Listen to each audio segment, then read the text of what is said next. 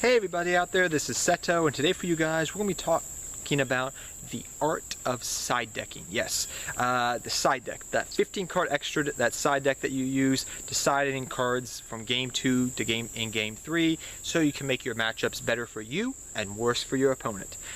Usually, that's how it usually goes. Or if you got a bad matchup, it makes your matchup more, I guess you should say, on an even playing ground, so to speak. But yes, now I recall back in the day, back in the Stone Age of Yu-Gi-Oh, back when nobody really used the side deck, and I'm talking about back when people just normal summoned that Blue Eyes White Dragon without tributing back in those days, when we were kids, and you know, Dark Magician and Blue Eyes White Dragon were the best things since sliced bread to us.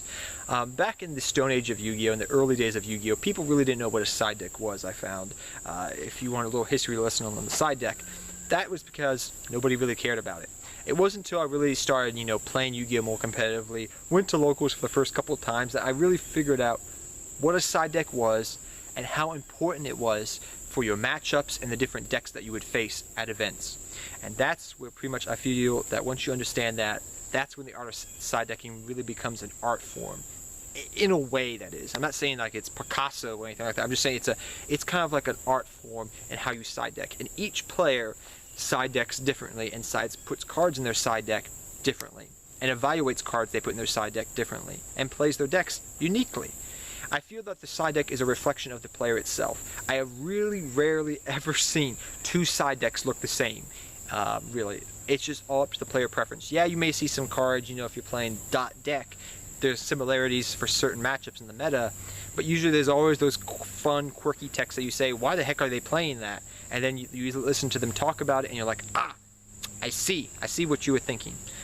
So yes, let's first talk about a couple of things that we're going to be talking about in this video, guys. Location, location, location. That is the main important thing. There's different levels of playing in Yu-Gi-Oh! For competitively to all the way down to casually, and your side deck does affect and can help you out differently in all those different levels of playing your deck, I guess you could say. Second thing we'll be talking about just generically how side decks can be affected by the meta and what's the flavor of the month or the week or whatever the case may be in Yu-Gi-Oh nowadays. And we'll also be talking about just generically what are some good ideas for side decking so you can help better build your side deck when you're preparing for an event. I'm not going to say this is how you should build it. This is from personal experience how I build my side deck, and hopefully it can be helpful to you guys watching this video. So let's get started. I know we're almost 3 minutes in, but that was some very important backstory, I guess you could say. So first off, let's talk about location, location, location, location. Location is very important.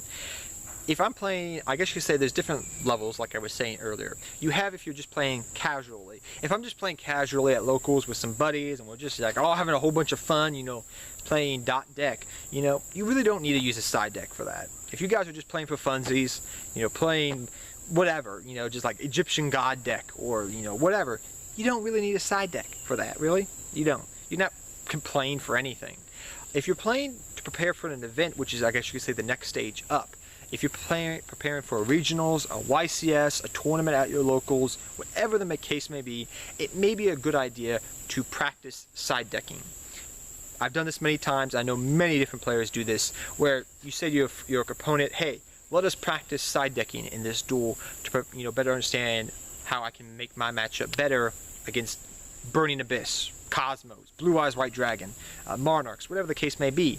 You know, I can understand what I can do to maybe change my deck up, so when that event does come and I reevaluate my deck and my side deck, I know what works, what doesn't work, and I can better prepare myself. That is something I've done for many times. It's very good, like if you have you have your 3 rounds, but you side deck in between those rounds. You know, you have game 1, you have game 2, and then you practice your side decking. If the game goes to game 3, you can maybe practice your side decking a little bit again.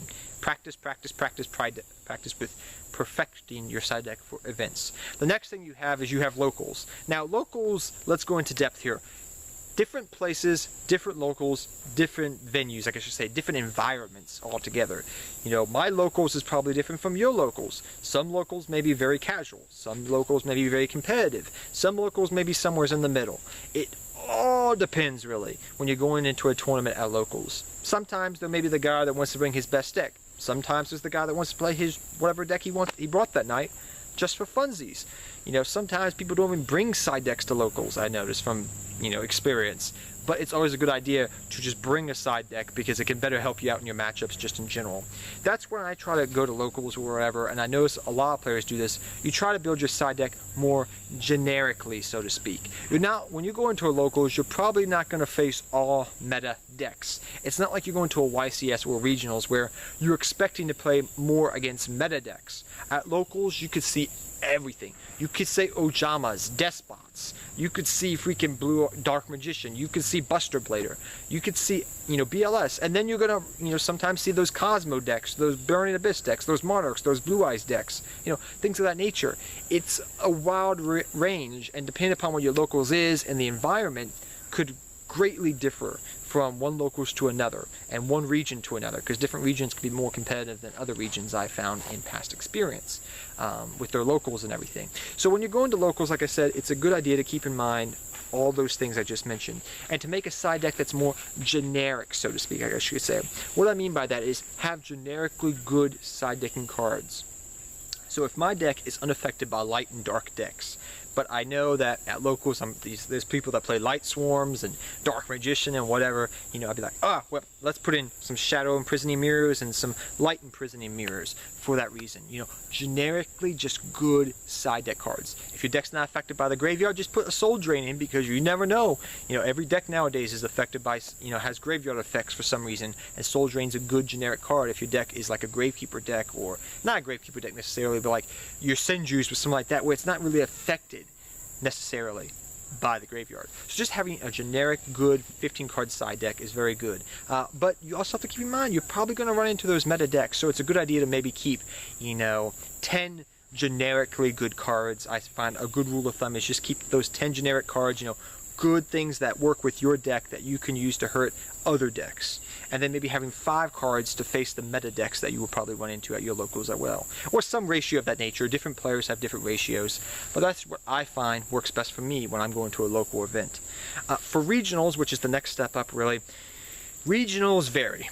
Just like a locals, regionals vary, but I always find that most regionals are a little bit more competitive than a locals. Though usually you're going to see more meta decks, so to speak, than you would at a locals, usually.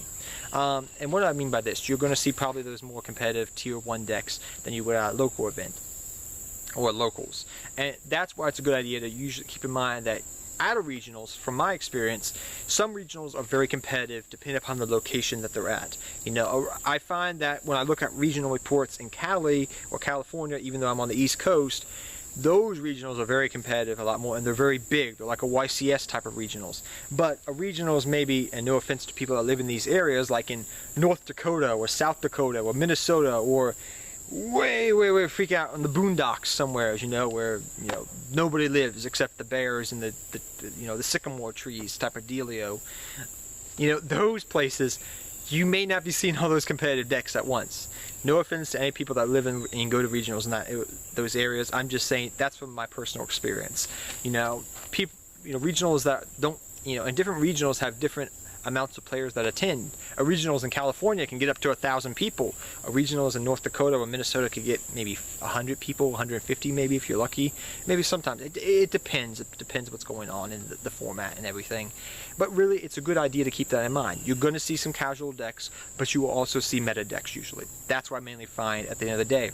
But it's a good idea to maybe run those 10 meta-worthy decks, or 10 side decks. Yeah, misspoke there for a second. I do apologize. You may want to run, like in your side deck, your 15 card extra deck, a side deck, excuse me. Why did I say extra deck? Seto Kaiba, the heat's getting to Seto Kaiba here, guys. But in your side deck, which you may want to run, is you may want to run maybe, let's just give a good ratio of maybe 12 good side deck cards that work against the meta. Okay, so they hurt the Cosmo, the Monarchs, whatever, and then maybe run a couple, maybe 3 or 4 side deck cards that hurt just very generic, just like what you would have run at a locals. Your Soul Drain, maybe your Shadow, your Light Imprisoning Mirror. Even though there's no decks like that in the meta, they could help you if you run into those rogue matchups, so to speak, and be very, very helpful. Another thing I will mention very quickly before I forget is I find, well, actually we'll leave that to after we talk about YCSs. So YCSs, pretty much I find for the most part, In the early rounds, you're going to face sometimes more rogue decks. In the later rounds, you're going to face more of those competitive decks because they've weeded out the weak decks. But that's not always the case. I mean, you always see these YCSs that sometimes you see like, you know, this deck topped randomly. You know, how did it make through? Well, nobody had their side decks prepared for that. They were just preparing for the meta decks. That's why it's always a good idea to keep in mind those tier 2 type of decks that are very popular still, or very relevant to some degree, because they can sneak on up there and, you know, top, because nobody has a side deck prepared for them. Nobody was expecting them. Nobody was play testing against them. And those rogue matchups. So it's always a good idea to maybe keep just a couple, maybe 2, 3 side deck cards for those rogue matchups that are very popular. Because literally, YCSs can determine what's the flavor of the month afterwards, or the flavor of the week for the next 2, 3 weeks sometimes. It really depends, you know. If a deck really does good, or a rogue deck really does good, sometimes that can just affect the entire meta in general, and people completely change their side decks to fit that. So side decks change a lot. But like at a YCS, I guess you could say, you know, you're probably going to face a lot more meta decks than rogue decks, because people want to do really good when they usually go to a YCS. But that's not always the case. A lot of times you see those tier 2 type of decks as well. So you have to prepare for those. So that's a good idea to keep, you know, in those early rounds, you may face a lot of meta decks, and, you know, all the way through the tournament. Or you may face some rogue and then some meta. It really depends. And you need to prepare your side deck accordingly. Next off, I'll mention, guys, like, you know, I guess you could say is main decking side deck cards, which we'll talk about very quickly here. This depends upon the meta and what's going on.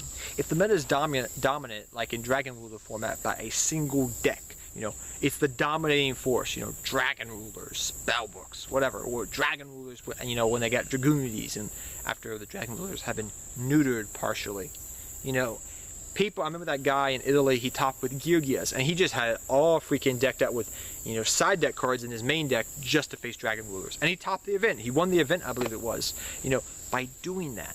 You know, so it's sometimes dependent upon the meta and dependent upon how you are as a player to be a good rule of thumb of maybe maining those Rivalry of Warlords or those Gozen matches, because maybe those top 3 decks are affected by those cards and they can help you.